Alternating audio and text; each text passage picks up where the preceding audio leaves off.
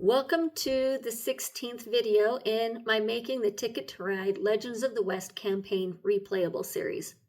Before we begin, I will give a spoiler alert because I will be talking about game elements. And if you don't want to have those game elements spoiled, then this video is not for you.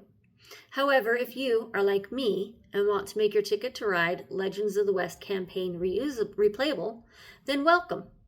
So in this video, we are going to go over how to end the game. I also forgot in the last video, because it was getting too long, I did make divider cards for the Hunting for Mama O'Connell postcards. I made one for the 200 postcards, one for the 300 postcards, one for the 400 postcards, and one for the 500 postcards. Okay, so the story deck, as you go through and you play, you get past the Hunting for Mama O'Connell stuff, you get to the final tally things. And the first thing that it comes up is it has a card for scoring your shares.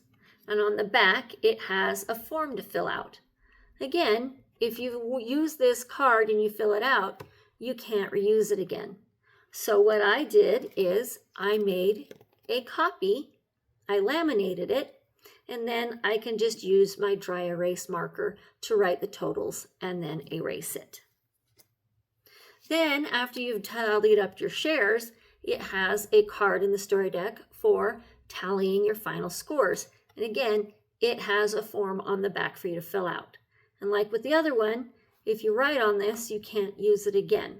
So I made another copy, I laminated it, and then again, you can use your dry erase marker to write on and erase off.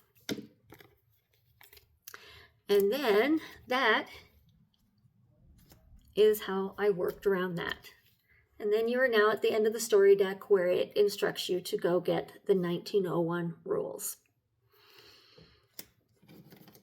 I hope you have enjoyed this series where I have gone through and I have shown you my ideas and the things that I did to make the campaign replayable. If it was helpful for you, I am very happy if you have any suggestions on how to make things better, because honestly, I've been trying to figure out a better way of doing the circus flyers. I think it's a little thick with the Velcro and it doesn't really fit well into things. So I have thought about doing it magnets, but with you closing the booklet, I don't know how that would work if the magnets would fall off. So I've been trying to figure that out. If anybody has any ideas, I would be happy and welcome to hear it. With all of the changes that I have made, all of the cards do have numbers written on them for the postcards. All of the events, all of the employees, all of the rules, they have written up in the corners of what frontier they came from or where they came from, located either in the story deck, the postcards, or frontier boxes.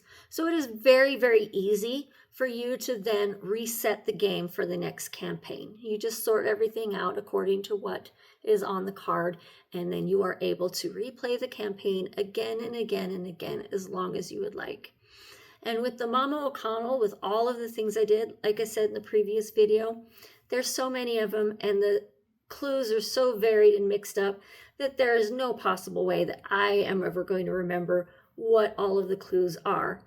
So you really have unlimited amounts of time, of tries that you can play the campaign with all of the clues I made. It's time consuming, yeah, but if you really want to go that route, you can.